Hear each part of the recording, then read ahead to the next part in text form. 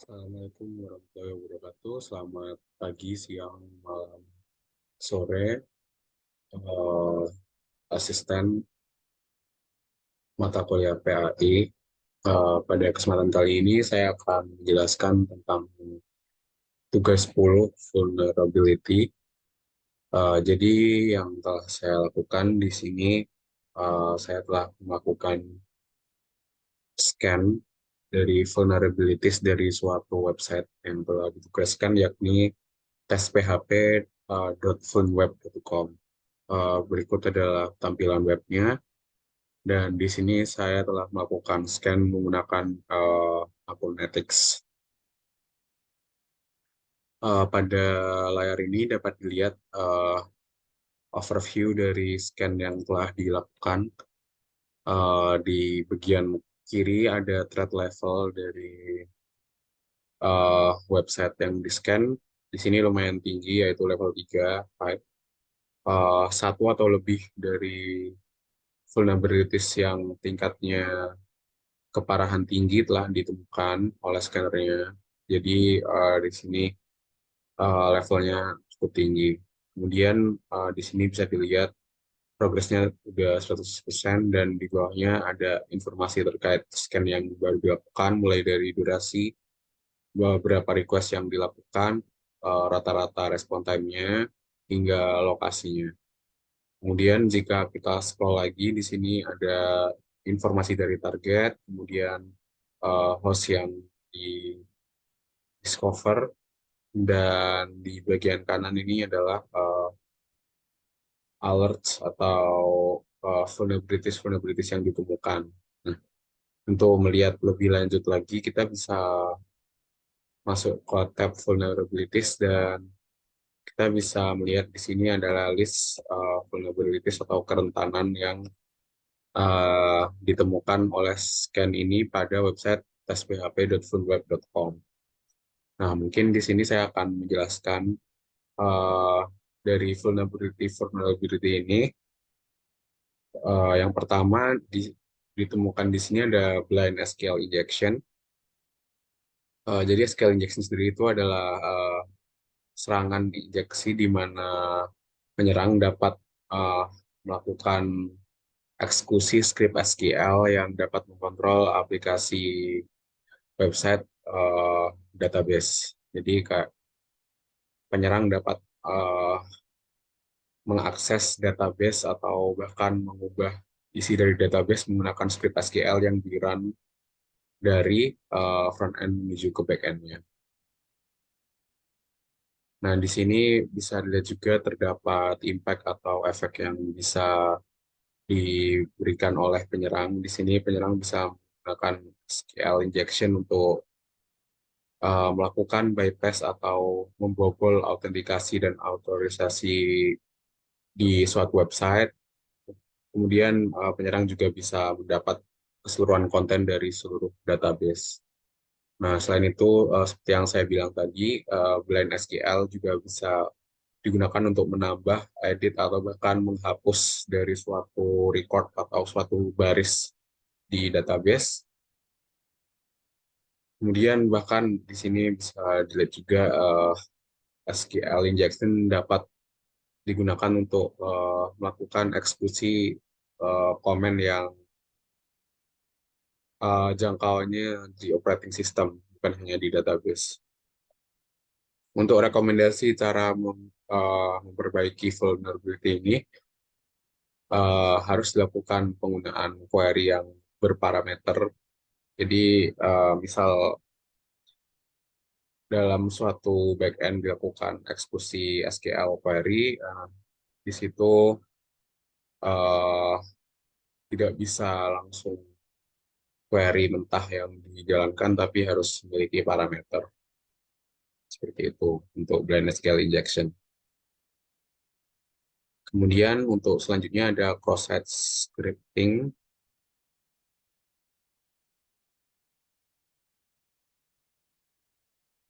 Nah, di sini cross-site scripting itu artinya adalah injeksi lagi kode, tapi di sini client side atau yang dijalankan di bagian front end. di mana penyerang dapat melakukan eksekusi skrip-skrip berbahaya pada website yang sebenarnya tidak berbahaya, website yang eh, biasa saja atau website yang asli, tapi skrip yang dijalankan adalah skrip berbahaya. Nah, di sini serangan ini memanfaatkan user input atau mungkin semacam form atau isian yang diisi user yang tidak aman. Nah, di situ penyerang bisa menjalankan script cross-site scripting ini. Nah, untuk impact-nya atau efeknya di sini JavaScript bisa mengakses objek-objek yang ada pada halaman web, termasuk akses kepada cookies dan local storage. Nah, di sini cookies dan local storage biasanya digunakan untuk menyimpan session atau bahkan kredensial-kredensial seperti password atau username. Nah, jika penyerang bisa mengambil session ini, maka penyerang bisa melakukan impersonate atau meniru. Jadi penyerang bisa login atau menggunakan akses yang user tersebut berhak lakukan. Selain itu, JavaScript juga bisa melakukan modifikasi terhadap konten yang ditampilkan pada user, sehingga mungkin saja konten yang ditampilkan pada website yang sebenarnya asli, nah penyerang bisa memodifikasi konten tersebut menjadi konten yang palsu atau bahkan berbahaya. Itu untuk cross-site scripting. Selanjutnya, PHP allow URL if open enabled. Nah, di sini itu vulnerability ini memungkinkan untuk mengambil data dari suatu remote location atau lokasi lain, kayak lokasi di luar lokasi seorang user. Kemudian impact-nya, nah seperti yang tadi telah saya bilang, uh, penyerang bisa melakukan pengambilan dari lokasi lain, seperti di FTP server. Selanjutnya, script source code disclosure. Di sini deskripsi dari kerentanan ini itu artinya adalah eh, penyerang bisa membaca source code atau kode yang digunakan untuk membangun website ini dengan menggunakan nama dari script itu sebagai parameter.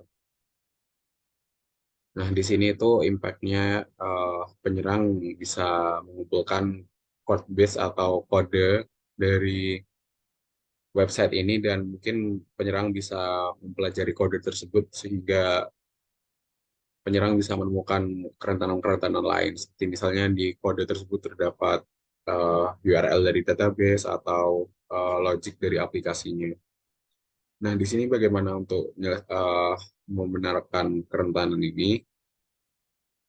Mungkin kita sebagai developer bisa melakukan analisis lagi dari kode kita, sehingga kodenya tidak bisa dibuka oleh penyerang menggunakan parameter tadi. Jadi kayak jangan dinamain yang mudah gitu.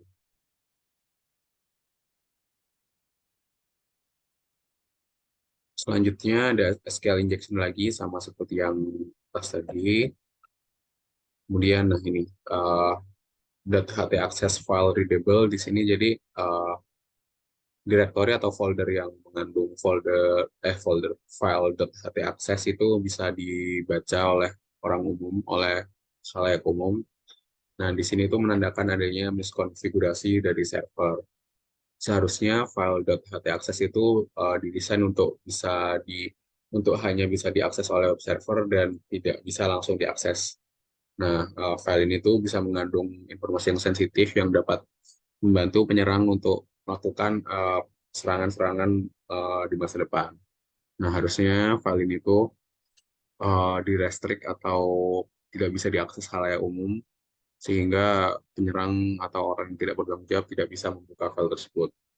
Nah, ini impact-nya saya sebutkan tadi.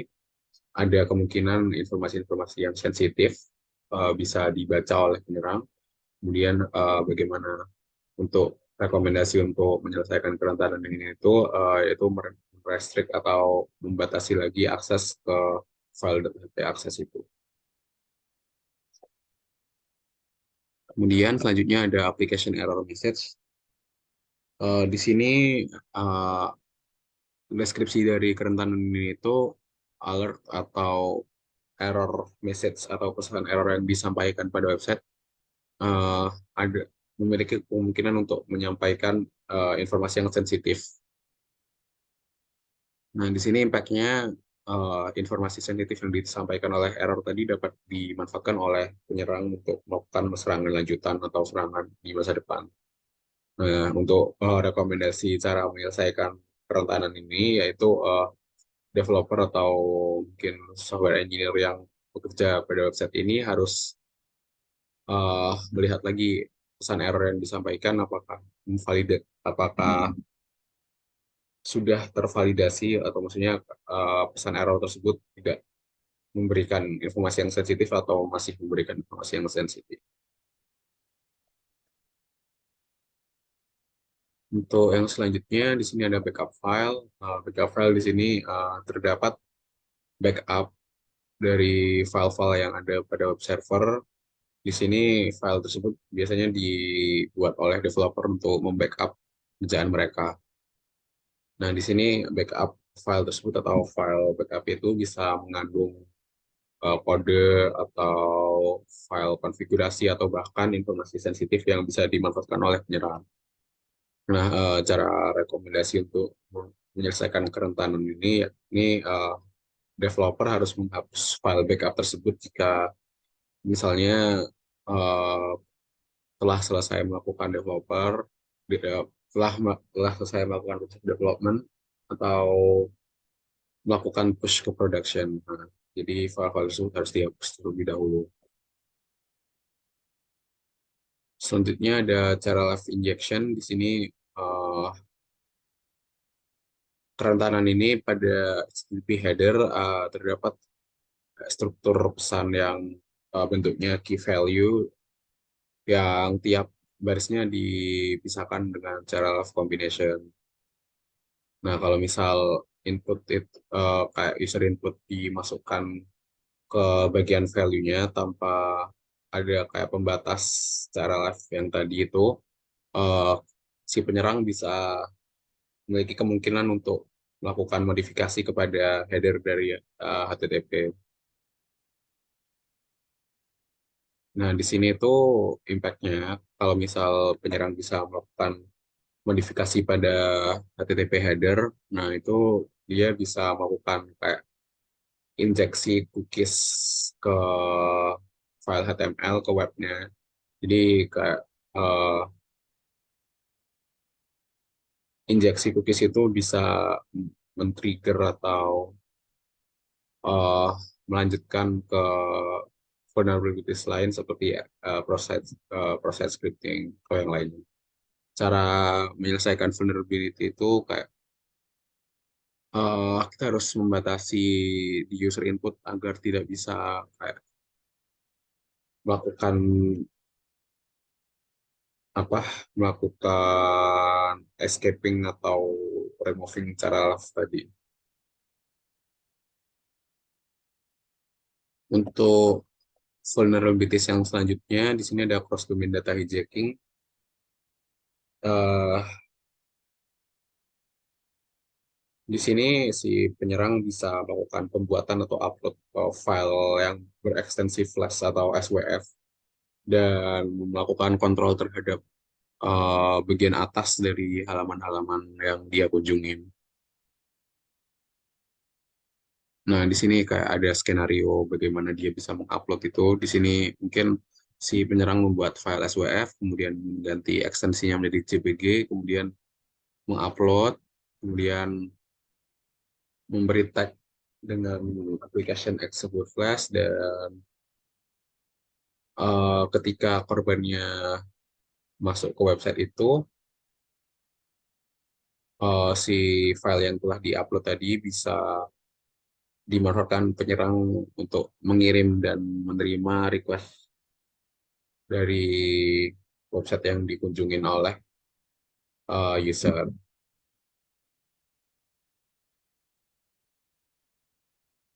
Di sini juga ada contoh bagaimana bentuk dari payload atau file yang telah diupload tadi.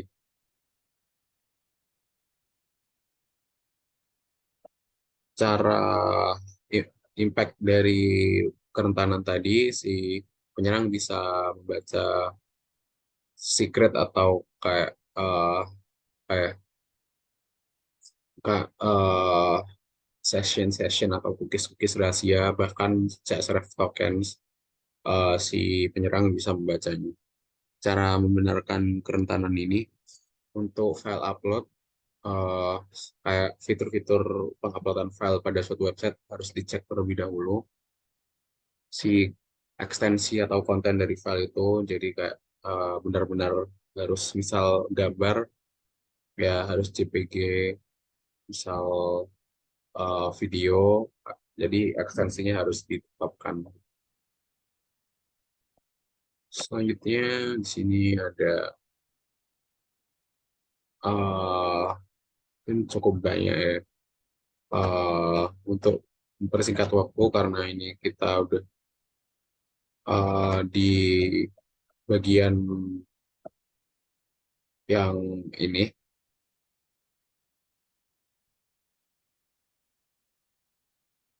tipe kerentanan yang warna oranye ini. Kita lanjut ke bagian yang warna biru. Nah, di sini saya pilih contohnya saja ada MySQL username disclosure. Di sini eh, kar- cara agar website bisa connect ke database MySQL itu harus ada kayak parameter. Yang isi parameter itu bisa aja ada nama dari host, kemudian password dan username. Nah, di sini sayangnya ketika koneksi itu gagal, nah servernya itu ngasih error message atau pesan error yang include atau ada username dari MySQL itu. Jadi informasi ini itu bisa dimanfaatkan oleh penyerang. Nah, cara membenarkannya kayak jadi seperti yang tadi salah satu error yang telah saya jelaskan, kayak developer harus mengkonfigur atau mengatur lagi sehingga pesan errornya tidak dibalikkan atau dimodifikasi sehingga pesan errornya tidak memberikan username dari MySQL tadi. Nah, untuk yang terakhir, untuk yang vulnerability type yang paling ringan, di sini broken link contohnya. Broken link itu reverse atau artinya adalah link yang harusnya mengantarkan user ke dokumen, gambar, atau web lain, tapi malah error. Nah, di sini mungkin uh, impact-nya ya meskipun tidak terlalu signifikan, tapi tetap berefek kepada user experience atau pengalaman pengguna. Jadi harus diselesaikan. Cara menyelesaikannya ya menghapus link tadi. Mungkin satu tipe lagi untuk yang ini. Nah, di sini password type input with autocomplete enabled. Di sini artinya kayak input atau isian untuk password uh, terdapat autocomplete atau yang biasanya kayak kalau ada isian nama seperti itu, kalau diklik bakal ada kayak nama-nama yang dulu pernah dimasukkan. Nah, kalau nama mungkin tidak apa-apa, tapi kalau password jika ada autocomplete bakal uh, menyebabkan kayak misal orang lain yang mengakses komputer itu bisa memilih password-password yang dulu pernah dilakukan. Nah, itu harusnya di turn off autocomplete-nya. Nah, mungkin itu tadi penjelasan yang bisa saya berikan terhadap banyak sekali vulnerabilities yang ada pada website ini. Mungkin itu tadi bisa menjadi pelajaran pada developer atau pembuat aplikasi di masa depan agar memperhatikan lagi unsur dari keamanan dari website atau aplikasi yang dibuat sehingga vulnerabilities seperti ini bisa dikurangin dan uh, user bisa lebih aman dalam melakukan proses bisnis atau proses uh, yang ingin ia lakukan pada suatu website. Nah, mungkin sekian yang bisa saya sampaikan. Terima kasih. Assalamualaikum warahmatullahi wabarakatuh.